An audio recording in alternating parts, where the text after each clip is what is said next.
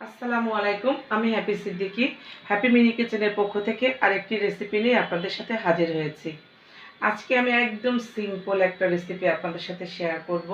আপনারা ঝটপট যে কোনো সময়টা তৈরি করে নিতে পারবেন। এই রেসিপিটির নাম দিয়েছি আমি অমলেট নুডলস।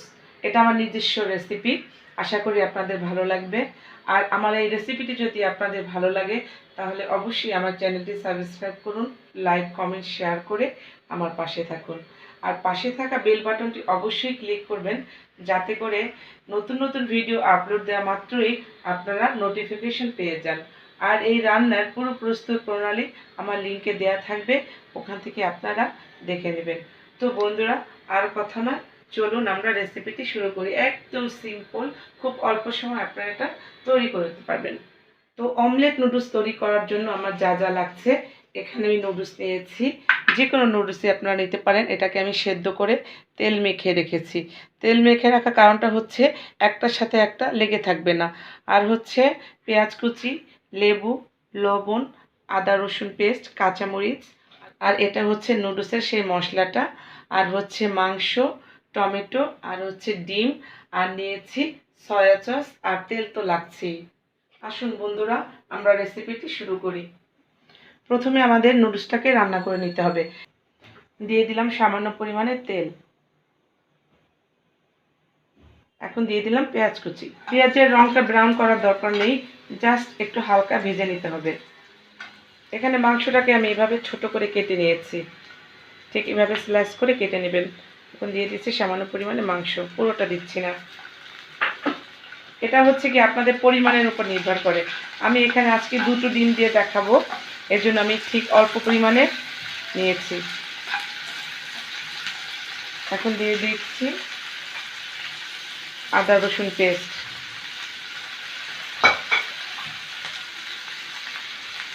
সামান্য পরিমাণে লবণ। আমার সয়া সস দিব, তো ওখানেও তো লবণ থাকে সয়া সসে, সেই জন্য লবণের পরিমাণটা একটু বুঝে দিবেন। দিয়ে দিলাম সামান্য লেবুর রস, দিয়ে দিলাম সয়া সস, কাঁচামরিচ কুচি।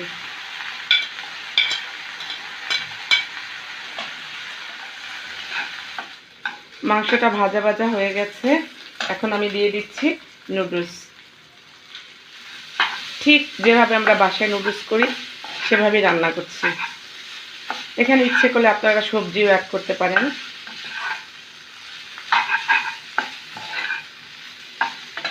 এখন দিয়ে দিচ্ছি টমেটো সস,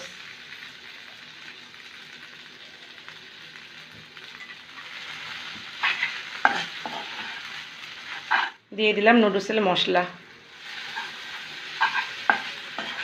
নুডলসটা রান্না করা হয়ে গেছে, মানে প্রথম স্টেপ আমার শেষ। এখন আমরা দ্বিতীয় স্টেপে চলে যাব। আমি এখানে দুটো ডিম ভেঙে নিচ্ছি।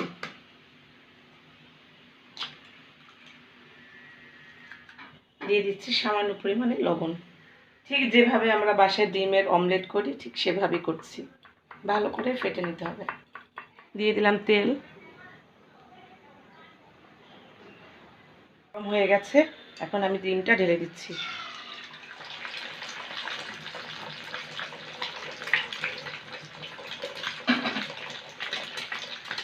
এখন আমি দিয়ে দিচ্ছি সেই আমার রান্না করা নুডলসটা।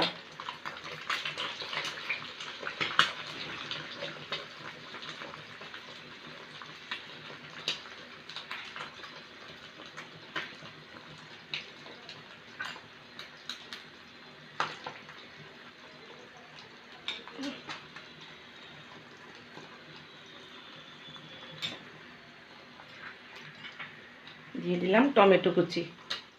ইচ্ছে করলে টমেটো কুচিটা আপনারা যখন নুডলস রান্না করবেন তখনও দিতে পারেন। এভাবে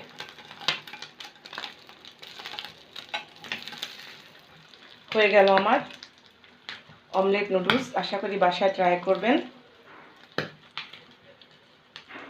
ডিমের নিচের অংশটা শক্ত না হওয়া পর্যন্ত আমাদের অপেক্ষা করতে হবে।